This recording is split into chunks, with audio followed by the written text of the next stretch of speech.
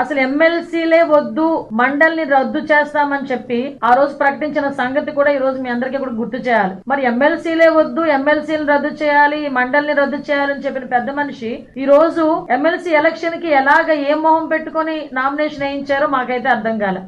ఆ రోజైతే మండలి వద్దు, ఆ రోజు మండలి ఎందుకు వద్దు? ఆ రోజు మండలిలోని మా తాలూకా టీడీపీ తాలూకా బలం ఎక్కువగా ఉంది కాబట్టి ఆ రోజు మండలి వద్దు, ఈ రోజు మండలి కావాలి. ఎందుకంటే ఈ రోజు అసెంబ్లీలో వాళ్ళకి బలం లేదు కాబట్టి ఎటువంటి పరిస్థితుల్లోనైనా మండలిలో కూర్చోబెట్టి ఇబ్బంది పెడదామని ఉద్దేశం. కానీ ఒకటి, వాళ్ళు ఎన్ని ఇబ్బందులు పెట్టినా కూడా మేము బిల్లులు ఎలా పాస్ చేసుకోవాలో, ప్రజలకు ఎలా మంచి చేయాలో మా అందరికీ కూడా తెలుసు. కాబట్టి ఇలాంటి ప్రయత్నాలు మానాలి. ఇంకొకటి కూడా దయచేసి కోరుకుంటున్నా, పెద్ద మనసు ఉన్న వాళ్ళు, అదే విధంగా కొంచెం వ్యక్తిత్వం ఉన్న వాళ్ళని పంపించాలి. ఒకటి డ్రైవర్ ని చంపినోడు ఒకడు ఎమ్మెల్సీ అనంతబాబు అని నిన్న మొన్న ఎపిసోడ్లు చూస్తున్నాం. ఇంకో ఎమ్మెల్సీ పరిస్థితి, శ్రీకాకుళం ఎమ్మెల్సీ పరిస్థితి. అంటే ఇలాంటి వాళ్ళందరినీ కూడా పెద్దల సభకు పంపించి పెద్దల సభ తాలూకా గౌరవాన్ని కూడా కించపరిచే విధంగా చేస్తున్న జగన్మోహన్ రెడ్డికి ఒక్కసారి ఆలోచించుకోవాల్సిందిగా ఒకసారి మేమందరం కూడా కోరుకుంటున్నాం.